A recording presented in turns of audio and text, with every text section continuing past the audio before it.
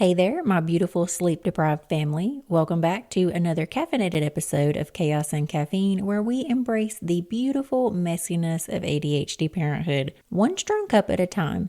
Today, we're brewing up something extra special for all of you multitasking mamas out there. So grab your favorite mug and settle in because our guest is the ultimate cheerleader for busy moms everywhere. Joining us is the incredible Emma Benyon, a powerhouse self-care and motherhood coach who's been where you are and knows the juggle all too well. Emma is a qualified NLP Master Practitioner, MBIT certified coach, and practical magic coach with over 11 years of teaching experience under her belt. She's the founder of the Positive Wellbeing Zine for moms and hosts the Self-Care and Motherhood Edit podcast, all while being a devoted mom herself. Emma's mission? To empower busy moms to master their hectic lives with ease and joy and no more guilt and no more burnout.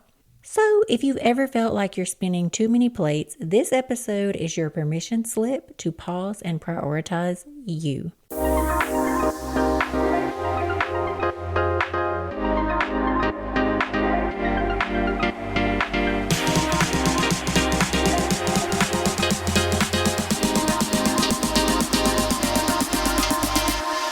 Emma, welcome to Chaos and Caffeine. Hi, thank you so much for having me, Danielle.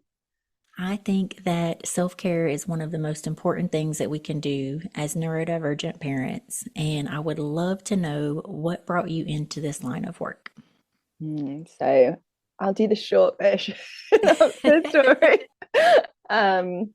Essentially, I had my daughter in December 2017, 9 days before Christmas, and what a crazy time to have a child. And just didn't really take care of myself at all. The kind of things that I guess now that I have really strong self-care practices, I'm like, oh my gosh, I can't believe you were just not great, Emma, at all at taking care of yourself. And looking back at how different, knowing what I know now, how different things could have been for me, and for, the start of that journey. And I think because that start was so kind of rough and I was diagnosed with postnatal depression when she turned 5 months old, that those self-care practices, they are absolutely what saved my life. And that's probably dead easy to say when you're on the other side of that, because when you're in the depths of that time, caring for yourself is the last thing that you want to do. You are literally just surviving.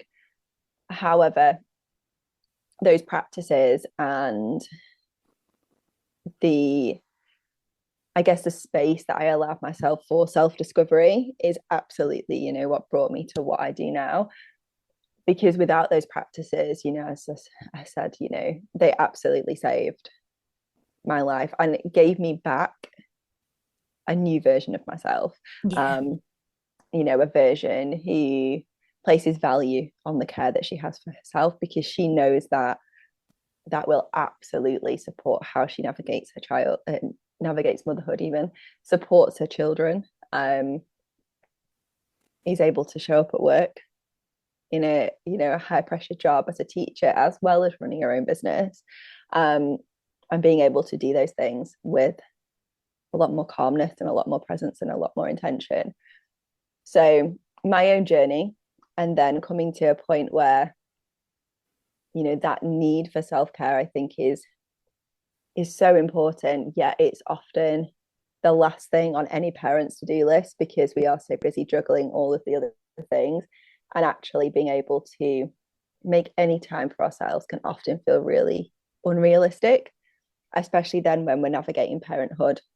Maybe ourselves, we have ADHD, or our kids are, on the neurodivergent pathway. And how on earth can we find that time in amongst all of that busyness and all of those other, demanding priorities? So how I work with my clients and how I support myself is absolutely the simpler, the better. And we habit stack and we develop really strong foundations within those practices. of things that work for us in that season we're in right now, not what's going to work for us in a year, because that might change, but For what's going to sure. work for us right now. Yeah. So I love all of that and thank you for sharing. There's something that stays on my mind constantly, and it's like parents feel like self care is an expensive spa day with the cucumber slices and the hefty price tag. So, how do we change the narrative around that? Mm. You know, those things are lovely. Give me a spa day. I would love Hmm. that. I'm sure many of us would. Um, but it's not a realistic day-to-day practice, is it? You Yeah. know, it's expensive. We need someone to look after our kids. If there's other demands there, you know, it's just not going to happen.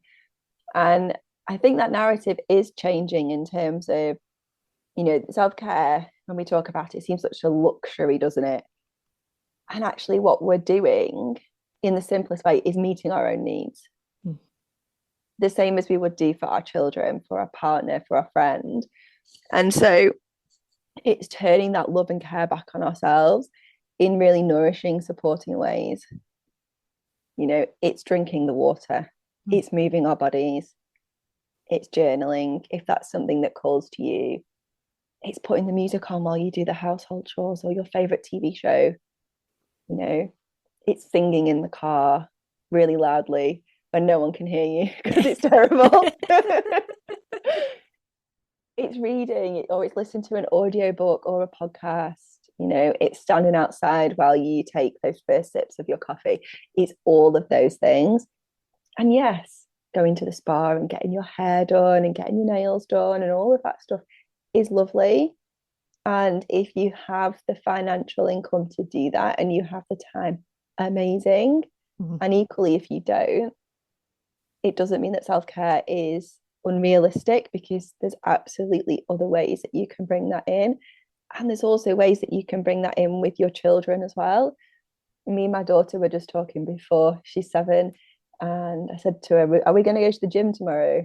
The gym that I go to, you can take your kid with you and they can either go on the equipment or not. And that she can just sit there on a tablet, but it means that I get to work out. Yeah. And yes, it's only half an hour. I know it won't be as good a workout as I would do if I was on my own. And I'll probably spend most of the time telling her to don't touch that and Yeah. stay here and, you know, all of that. However, we can go and do it together. And I know that will help me show up as a better parent. She is also like, Mommy, you're dead strong. Show me your muscles. There isn't any. Not yet. But she sees me taking care of herself, taking care of myself even. And that's the bit that I think out of any conversation about self-care that we can have. And that's not us taking care of ourselves so we can take better care of our children. It's modeling that behavior to our children, Mm. because the more they see us show up for ourselves, because that's what we're doing when we care for ourselves, we're showing up for ourselves and placing value in that, the more they are likely to do that. Mm. And, you know, especially those of us who maybe came from families where our parents didn't place that value, and, you know, our mum or, you know, dad's needs was always bottom of the to-do list. It's always kids first. You know, that's a completely different way of looking at life. And actually, that's probably the thing that most of us want for our kids, is we want them to see the value in setting boundaries, how they treat their body, and showing kindness and compassion to themselves. And that's absolutely what self-care is going to give. I love that so, so much because I often say that and I feel that way. Like I have to take care of myself so I can show up for my kid. But I definitely need to reframe it as, I need to model what a healthy physical, mental, Mm. spiritual, emotional mindset looks like for him. I love that you said that. That's so good. So, one non on the spectrum question, and then we'll dive into Mm. the neurodivergent part. But even my friends that are, neurotypical parents, and myself years ago, they're like, I just feel so guilty, because my kid needs me 24/7. And I'm like, Mm. no, they don't. Like, Mm. they really don't. So, what would we tell those people who just put an extreme amount of guilt on themselves for taking some time? Mm. think that's a really interesting question, isn't it? Because it is so laced with societal pressures and all of those kind of constructs that are set up for mums to be everything and do everything like they don't have kids. And that just creates this unrealistic pressure, guilt, expectation. You know, you're going out and leaving your baby. Well, yeah, because they're fine. They've got no idea that I'm not there. And actually, when I come back, they are going to be so excited and happy to see me because that time away is also good. So I think it's reframing it. And for me, when I first started doing the self-care practices and it was, you know, time when I'd leave my daughter, I'd really have to reframe that of actually like, what's the purpose of me doing this? Well, I get to be a person too. I'm not just mum to her. I am a whole person and I get to meet my needs. That's okay to do that. And she has no idea. And also she's not placing that guilt on me. Society is. Yes. You know, of course she wants to spend time with me. However, it's also good for her to have space from me. Like it's, you know, okay to have space in any relationship. And actually, it's really healthy to do that. Yeah. So I think within those situations, it's really helpful to acknowledge that, you know, and think about, okay, well, I feel this guilt. Is that me placing that guilt on myself, or is that somebody else's version of what I should feel because I'm going to do X, Y, or Z? And acknowledge it. That, okay, well, actually, I don't have to feel that way because I don't, or maybe I do, but actually, I also get to go and do this. So it's an acknowledgement. And I think also the more you lean into doing those practices, the less that guilt feels or hits as hard as it did before. And you also find ways to navigate that. You know, if spending time away from your kid is something that is really hard because of however your family is made up, then find self-care practices that you can do together or that you can do while they're in the house and they're, you know, on a tablet or they're occupied doing something else, whatever that might be. It doesn't always have to be you going out without your children or doing something without your children. And it also doesn't need to be a huge block of time. You know, the things that I mentioned just earlier around like 5-10 minutes. We don't need more than that. Yes, we might need from time to time. However, if we're bringing those practices in daily or as much as we are able, then actually when we are exhausted and depleted, we already have that resource bank there to support us through that time. And also rest gets to be part of that self-care practice too. It's not just doing. It also gets to be rest as well. And that might involve just sitting and watching TV with a cup of tea or whatever else it is that you fancy and doing nothing else. And that's good too. Yeah. I love that so much. I have recently, and they've probably been saying it, you know, for much longer, but I've recently heard a lot of really successful women say, you know, we were taught that if we get the job and the family, then we'll be fulfilled. And, you know, I've heard that changing so much, they're like, no, that's actually not enough. And the first time I was like, oh, my kid is not enough. And then I was like, you know, no, he's not. He is my everything, but also I need some me time, no matter what that looks like. So yeah, I see that changing in very public spaces, and I think that's really healthy. Absolutely. So you kind of leaned into my next question. What could we do as neurodivergent parents where we don't need that hour of uninterrupted silence? Because let's be honest, that is not happening over here. So I think with that, it's leaning into what feels good for you. And is that, you know, if you're at home and, you know, reading a book is something that always comes to mind because it's something that many of us will have done before we had children. Whether that's a full book or a couple of pages or whatever. And often that can feel really difficult in that time, especially if your kids are there and they need, you know, more of your attention. So how about we shift it up and we listen to an audiobook instead? So we can still be there and present, but while they are doing whatever, you can listen to that book in the background. And yes, you might need to listen to it a couple of times. He doesn't read a book a couple of times, and that's okay. So I think it's really about lowering your expectations isn't the right terminology, because that kind of undermines what we're doing. What it is about problem solving within that situation that the context that you're in. And as mums, we are very good at problem solving for our children, less so for ourselves often. Yeah. So I think it's working in that frame of mind, and it's also easing into what really helps us during that period. Sometimes that's walking away and taking some deep breaths and coming back. Sometimes that might be sitting and journaling. And when I say sitting and journaling, like, it doesn't have to be writing pages and pages. Like, a sentence, it is more than enough. And voice note in terms of journaling is more than enough. And so it's thinking about those simple practices that you can do as and when those things don't happen, because I think this is something else that creeps up when we talk about self-care, because essentially what we're doing is we're building habits, and we might also be stacking those habits on top of something that we're already doing and is already part of that daily routine. Oh yeah, when we miss a day, we're like, I can't continue, that's it, I'm done, that's it. I ruined it, it wasn't consistent. Well, if that was your child, what would you be saying to them? Let's try it this way, we'll try again tomorrow.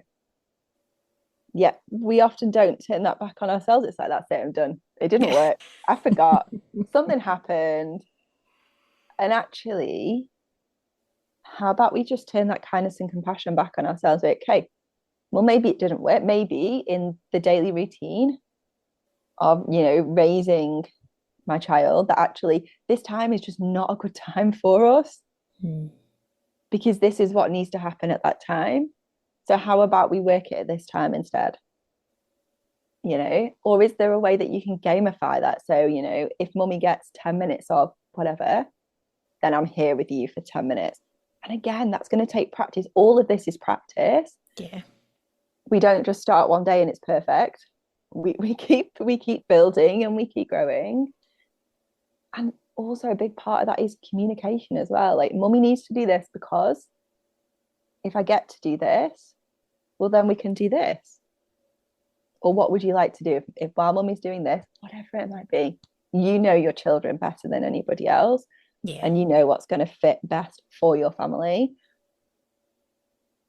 And so ease into that. It doesn't have to be this big hour-long period of time that's like, I need perfect silence and I need the right space, and this all has to be absolutely perfect for me to get that space. Actually, look at the time and space that you've got. Even things like the environment.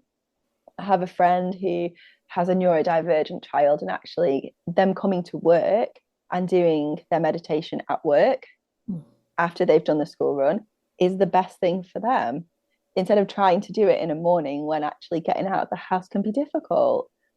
So it's looking at what you have, what time you have, rather than trying to fit it into that, well, I should do my meditation in the morning, or I should do it before I go to bed. Well, those times might be more challenging than any other time in the day. So work within what you know. I love that so much. One thing that you said in there, I have a daily spiritual app. It sends me a little notification every morning. And I guess this applies to every part of life, because it said the practice is really starting over again every day. And you reminded me of that. It's like a little funny social media post, but it's like, don't wait for Monday. Don't wait for the first of the year. Don't wait for the first of the month. Start on a Friday, start messy, just keep going. And I love that so much. Looking for some new toys and tools that your ADHD kiddos will love? Play Therapy Supply has you covered with a great selection of toys, games, and fidgets that can be used by ADHD children, their parents, caregivers, and professionals alike. From fidget toys that help children calm down, de-stress, and focus, to social emotional learning resources to help kids understand their feelings and emotions, to games and activities designed to improve emotional regulation. Play Therapy Supply has it all. For thousands of items and fast and free shipping, visit playtherapysupply.com today. So I know people are listening and they're like, yeah, Emma, but how do I fit self-care into this? I'm already running on fumes and an old granola bar that I found in the car. So how can I fit those small minutes in? Again, it's looking at what time you have. And I think so many of us are quick to fill that time with other things, aren't we? Like, I'll just scroll on social media, or I'll just, or I'll just, or I'll just. Can the, or I'll just wait 5 minutes? Or can you do the, or I'll just with something that really brings that, kindness, that compassion, that calmness for you?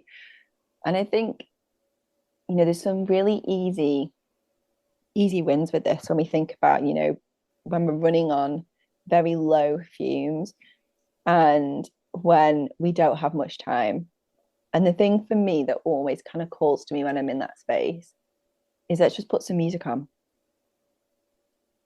Because the one thing that is going to do for us is it's either going to raise our energy if we put those, tunes on that we absolutely cannot not move our body to, or it's going to calm us, depending on, maybe we might put some calming jazz on, whatever we might need, but that's going to instantly change our mood.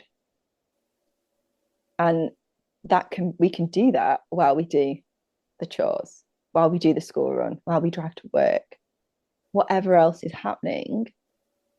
Most of us can make time for that because we're already doing something else to fill that space anyway. And then I think it comes back to that, looking at the time that you have. We can add to what we're already doing. We don't need to add, this massive then checklist of these 10 things that we need to complete each day to have, maximized our self-care. It's not about that. It's about the small, mindful, intentional practices that we bring in.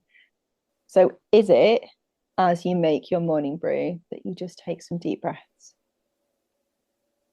Is it that as you drop the kids off at school or nursery or wherever they might go, and you get back to the car and you're like, I'm just going to take some more deep breaths, or I'm just going to take a moment, I'm just going to listen to the birds or whatever it might be? Is it that when you get to the school run in the evening or an afternoon, that instead of sitting in the car and scrolling on social media, you get up and you walk around the block, or you just walk the longer way to get to school? Is it that in the morning, while on a weekend, while somebody else is at home, that you just get out for 5 minutes and walk around the block? Maybe you make that phone call to a friend, or you send those text messages or emails or whatever it is that you needed to do that you haven't done yet. Well, you could do them while you also walk. And so I think there's really simple things that we can do to stack those habits, but then they just become ingrained to what we're already doing. And it's not about adding more. Absolutely not, because our lives are already busy and often chaotic enough without adding extra stuff to our to-do list. It is absolutely about adding to what we are already doing. Many of us will go and put that kettle on in the morning or grab a glass of water. We can take a couple of deep breaths then. And the more that we do that, the more that becomes a really strong foundation then for building on that, if we want to. And that's not to say I nailed it one day, so I'm going to add something to it the next day. Yeah. Let's go slow. There's no race for this, And sometimes there is going to be the busiest of weeks, the craziest of months, and some of those things are not going to happen. And that's okay. The important bit is, because you will have started to build, on them and build those strong foundations, actually it's much easier to then pick them back up again. And, you know, as you said before, the practice starts every day again, because it is practice, you Yes, it know? is. Yes, it is. I love everything that you said, and it made me think about my therapist. I asked him, I'm like, tell me how to calm my nervous system. And he was like, okay, well, every time you're at the stoplight, which you're already waiting anyway, he was like, do some deep belly breathing, some slow breathing. So now I find myself probably looking very strange at red lights, but I am getting my reset set in. So it's kind of like you said, just finding those moments and just taking those. Absolutely. So I already know that you would put music in there because you've already mentioned that. But if we had to build a bare minimum self-care toolkit, like I'm barely holding on, but let's not crash and burn, what would you put in it? So music, absolutely. And movement would be my other one. Because again, if we are moving our body, and I'm not saying that you need to go to the gym, you know, you might want to dance around the living room with your kids. That's okay. That's moving your body. Yeah. You might want to get out for a walk, a run. You might want to take the kids with you. And none of that might be perfect, and that's okay. You might want to put on a home, you know, yoga, Pilates, you know, YouTube video. That's fine too. You might want to do some squats while the kids are brushing their teeth. Whatever it might be, the fundamental bit is that you move your body, because that's going to release all of those beautiful hormones, but it's also going to change our energy. You know, again, we're either shifting it up or we're calming it down. And, you know, any one of those practices will support us to do that, depending what we might need in that day. So you can do that with the music too. So we can stack those things together. We can put that music on and we can move our body. And that's going to make us feel really, really good. I think the other thing for me, and it's a practice I always come back to personally, is journaling. And, you know, often, you know, as I said before, that can feel like we need hours to do that. And actually, we don't. You know, many of us will have some form of list of things that we need to do. And that list may or may not grow every day. And we may get through part of it, or it may just sit on the side and we never get through any of it. If we can make time to write stuff on that list, we can often make time to write a sentence that says, you know, what we're grateful for from our day, what our intention is for the day. And we also don't need to write it. We could, you know, as we do that morning brew, we could say what we're grateful for or what our intention is for the day. We could now narrate it out loud. We could send ourselves a voice note. We could write it in our phone. We could put it on a sticky note, on a scrap piece of paper that's going to go out with the rubbish. It doesn't matter. The point to it is that you do it in some format. And then again, you can build on that. The same as you can build on, you know, the movement, the same as you can build on bringing more music into your life. And the important thing is that you start simple and then you build from there. So I think any one of those three or all of them together would be an incredible way to really start to bring more you back to where you're at right now in your life. For sure. Every time I feel myself, I'm really bad to have my earbuds in my ear, right? And I'm listening to podcasts. And if I've had them in there for too long, I'm like, turn this off. It's not helpful. And just turn some music on. And then in like just a few minutes, I'm back to just calm, centered me. But I just had to turn the noise off for a minute. So you've mentioned habit stacking quite a bit. And most ADHD parents also struggle with executive functioning, like consistency, planning, even, you mentioned remembering to drink my water. So what advice would you have for habit stacking those to make sure that we're making self-care happen and not missing out on it? So I have a client who has different boxes of things around her house. So she has like a self-care box, and that helps as a reminder for her to do those things. She'll also use sticky notes too. So adding that sticky note, next to the kettle, take your deep breaths, drink that water, whatever it might be, setting alarms on your phone. I think it's using those tools and techniques that you already have that help you, whether that's, as you schedule work meetings, as you, whatever it might be, how you navigate as best you can everyday life, and the reminders that you need to go to those appointments, whatever it might be that you already have set up, is to add it to that. Use the same process, because if you've got a process that works, then continue to use it for everything else as well. And I think the more you do it, the easier it becomes. That's not to say, though, that tomorrow, when everything feels like it's melting down around you, you're not going to need that reminder. And also, if it fails on one day, you forget, whatever happens, it happens. That sticky note, that reminder, will still be there tomorrow. And that consistency, I think, it's really hard, isn't it? Because we want to be able to be consistent as those things, and we know the value when we are consistent. Yeah, that's not life. Yeah. At all. No 2 days are the same. And so it's using those processes that you've already have. And if you don't already have those built in, trying things, and if they don't work, trying something different. Whether it is a box of all the stuff that you need, a self-care package in a box that gets put wherever you're going to see it every day, whether it is a sticky note, whether it's an alarm, whether it's part of your, on your routine that you might have stuck to the fridge that, has all those bits in, well, you add it to that. It's not about then creating another process to bring this in. Use what's already there, because what we want is to feel the benefit from that practice, rather than adding so much to the starting of that practice. Actually, we just don't get to do the practice and don't feel the benefit from it. That's so good. I'm aggressively nodding. I know our listeners can't see me, but I'm like, yes, all of that.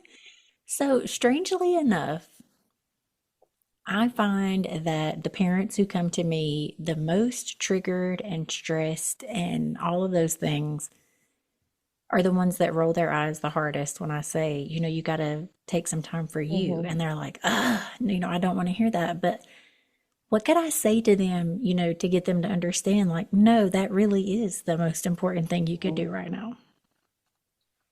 I think potentially it's a reframe or a different perspective of, if that was their kid or their friend who was feeling just how they feel, what would they be saying to them? And often it's, you need to rest, or why don't go out for a coffee, or why don't you do this? Because I think it is so hard when we are completely exhausted, when we are stressed, when we are frazzled, to actually see that those things that we need are the things that we actually need to do. And I also think for many things, we want this magic fix, we want this, magic wand, or this new course, or this new workshop, or this new book, or, whatever it might be that's going to completely change our lives. Actually, the things that are going to help us to navigate life with much more ease are the things that we already have access to. Getting out for a walk in nature, spending time with our family, just lying down and not doing anything. All of those things and more. The list of 3 was not exhaustive, Yeah. but it's those things. And I think often, because they are so simple, we struggle to really be like, well, is that really going to work? Because there's all these other things that people want me to pay tons of money for or invest loads of time in, that surely they're better than the thing that's free or is only going to cost me a little bit. Actually, the simplest things are the ones that are going to make the biggest difference, because all of the things that we've just talked about, we can access anytime, anywhere. We can be in the car. Please don't try dancing in your car, or a gym workout. Other than that, I think most of them are fit for this. But in the car, at the school run, when we park our car in the drive, before we go in, all of that time we can use for these things because they are so accessible and so flexible. Our kids can be there, our partner can be there, or they cannot be there, and that's okay too, because we can still do those things. So I think it's coming back to that, actually, what do I really need? And actually, what is going to help me the most right now? Mm. And I think for many of us, when we are in that place of being exhausted and frazzled and stressed, actually what we need is rest. And once we've had some rest, then we can do the other stuff. So what we might really need is to move our body. Actually, our body right now is just saying, I just need some rest. And that's okay.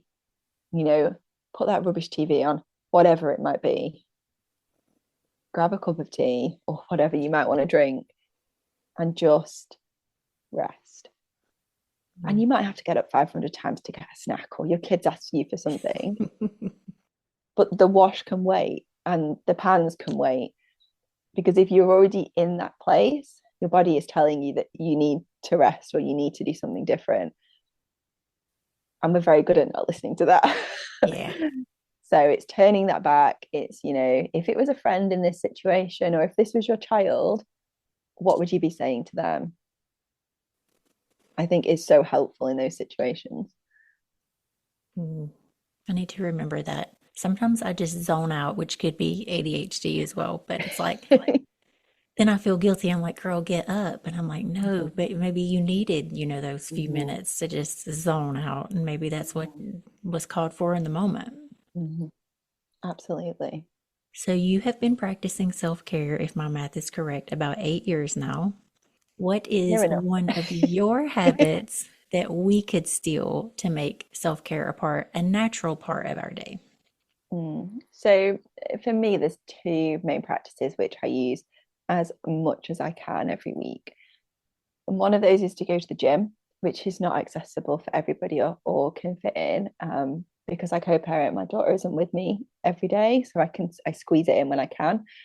Or like this week during half term, and she'll come with me, and that's the deal that we make, and she'll get cake when we go to the shop afterwards. That's the compromise. So the gym is definitely one thing for me, and that's a new thing in kind of the past 18, maybe 20 months, because I was never someone who was like, I don't want to go to the gym. Like that does not sound like my idea of fun at all. And actually I love it.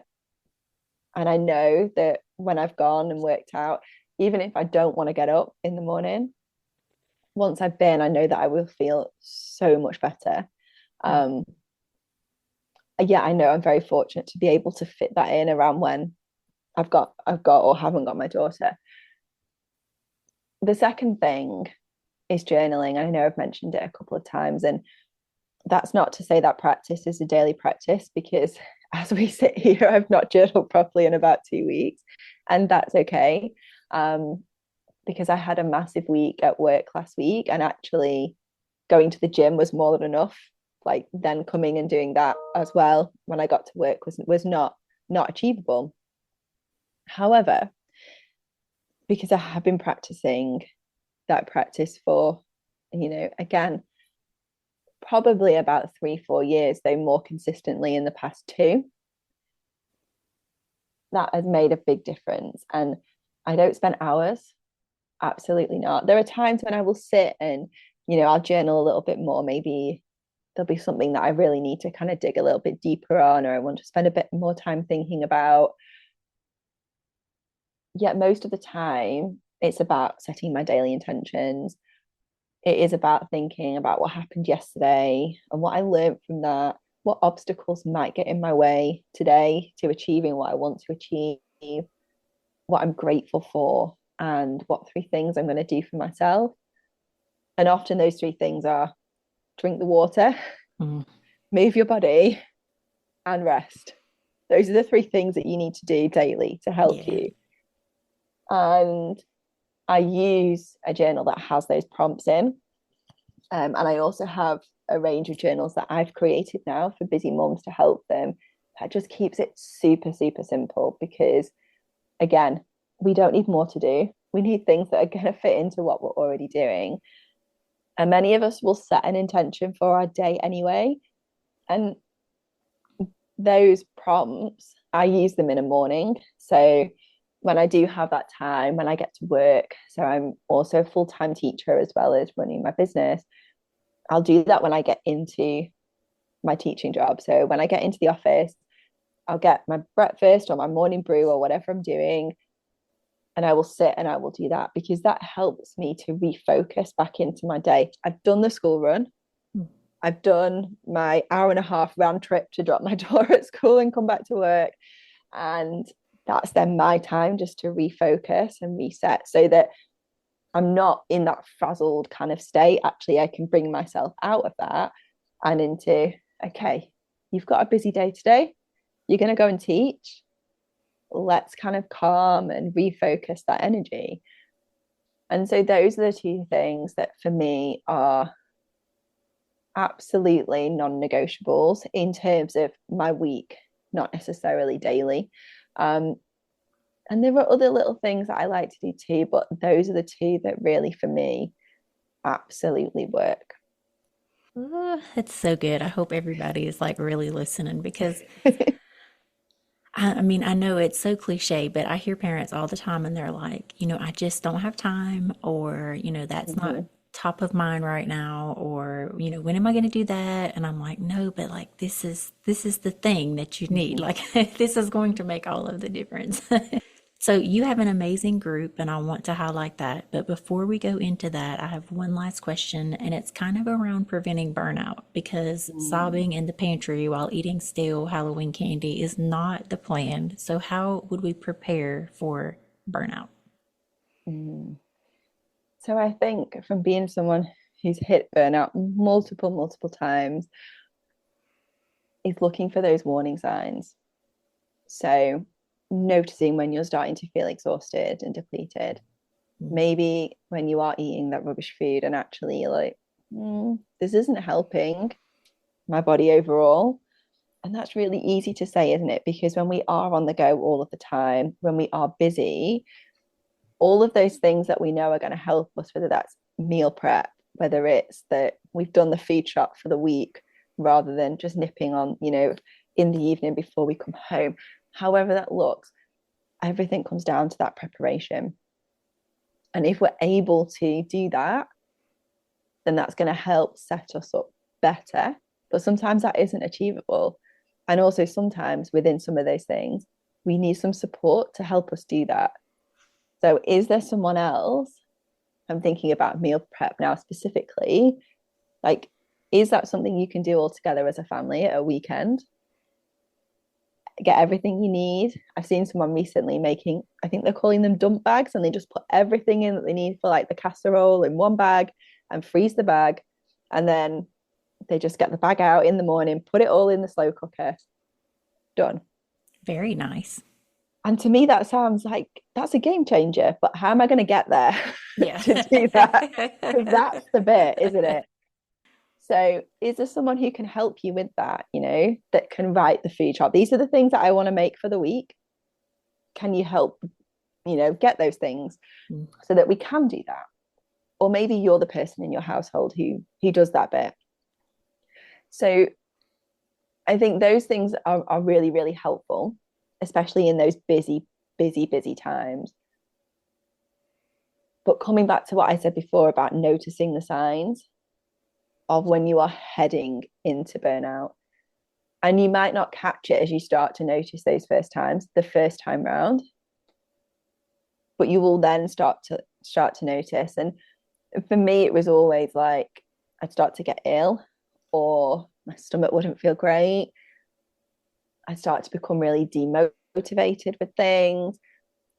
And at some point, then my body would be like, that's it. You're ill. You're done. You're in bed. There's absolutely nothing you can do about it.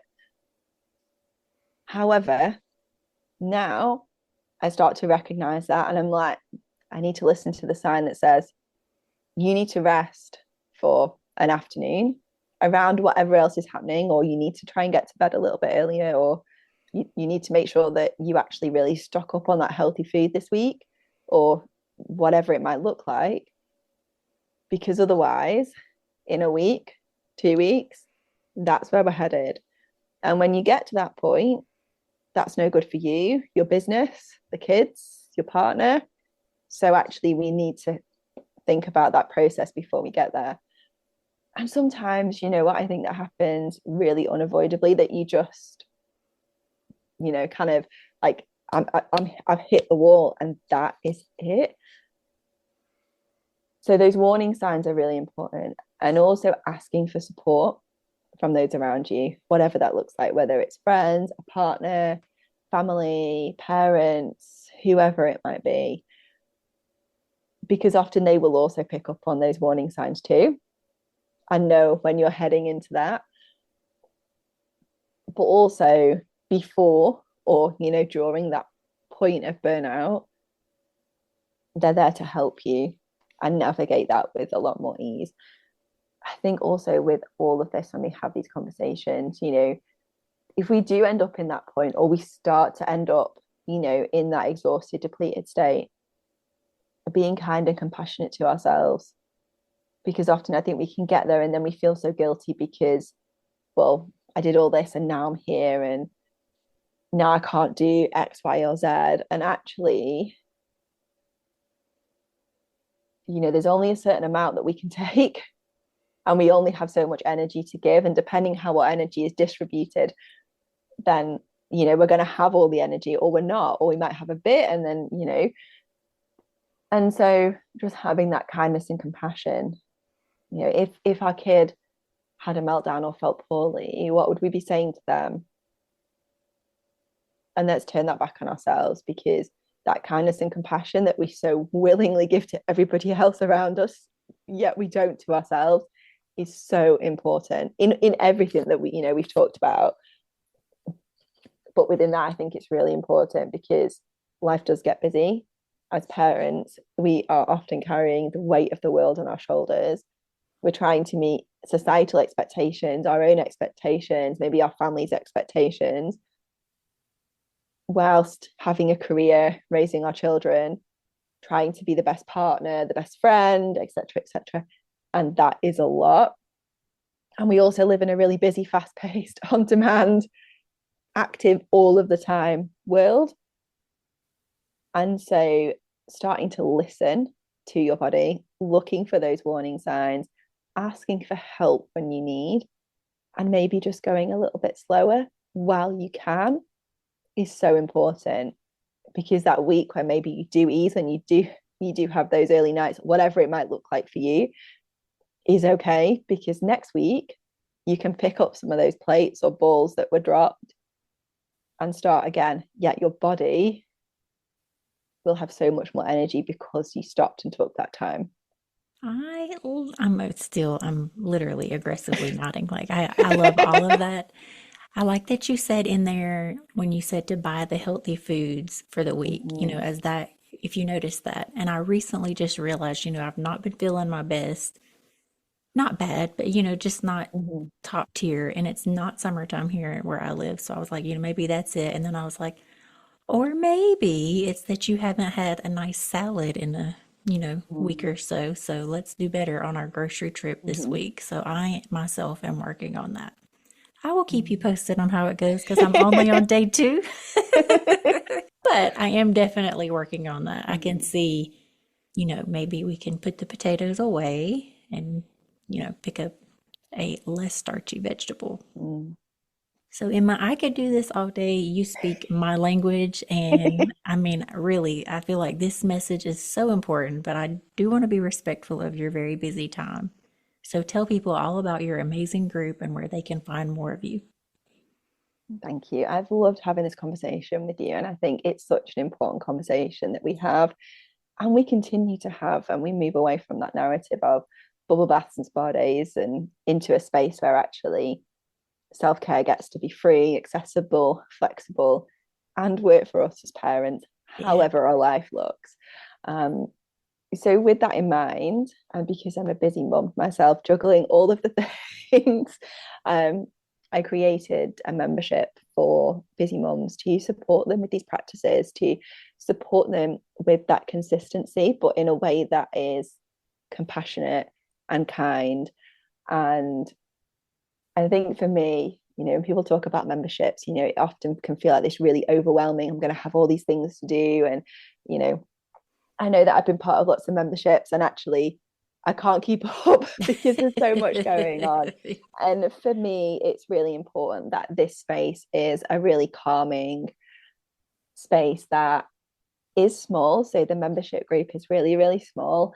And I love that because it means that we can really have that sense of community, sense of cheerleading, and it keeps that space really calm, really, I don't know what other word to use other than beautiful, because the vibe in there is just absolutely gorgeous. And there are women in there from all over the world, which is incredible. And in that space, we really focus on those self-care practices, but we also focus on perspective shifts. We focus on confidence. We focus on boosting our moods. We focus on really allowing ourselves to ease into those ebbs and flows of motherhood. Those times that feel more challenging. Well, what can we do to support ourselves? And those times where actually we feel like we are absolutely winning, and also cheerleading ourselves in there. So I'm really passionate about supporting mums to become their own inner coach, so that, during those times that maybe are a bit more challenging, and maybe not, we are so good at cheerleading our children, yet we need to develop that for ourselves too. So the membership is such a beautiful space, and it's my focus this year to really grow that, but grow it in a really sustainable and beautiful way. Yeah, that's so exciting. I love that you have that space available, and I hope that really people start using it, because we feel like all parents, neurotypical or on the spectrum, it's needed. It really is needed. So if you could leave our listeners with one last bit about self-care that you hope they remember, what would it be? When I always get asked this question, it always feels like I just repeated the whole conversation, because the, the bit that, if you skipped it all, or you got halfway through and then paused, or whatever it might be, the bit that is most important, I think, from everything we said, is to start simple. And if you take nothing else away from any of this conversation, it's to start simple. 2 minutes a day is more than enough to start with, and you can absolutely build on that from that point. I love that, because I'm the type of person, I'm like, I'm going to go for 2 hours and do this. And like, no, you're not. You're not going to do that. You're not, ma'am. Go sit in the corner for a second, be quiet, and then start all over. Thank you so much for your time, Emma. Thank you so much for having me. Phew, wasn't that just the shot of espresso your soul needed? A huge thank you to Emma for sharing her wisdom and reminding us that self-care isn't a luxury, it really is a necessity. Remember, mamas, you can't pour from an empty cup. If Emma's insights resonated with you, and let's be honest, how could they not? Be sure to check out her Positive Wellbeing for moms, and tune into her podcast, The Self-Care and Motherhood Edit, for more inspiration. Until next time, keep embracing the chaos, savor your caffeine, and don't forget to carve out those precious, precious moments just for you. You've got this, mama.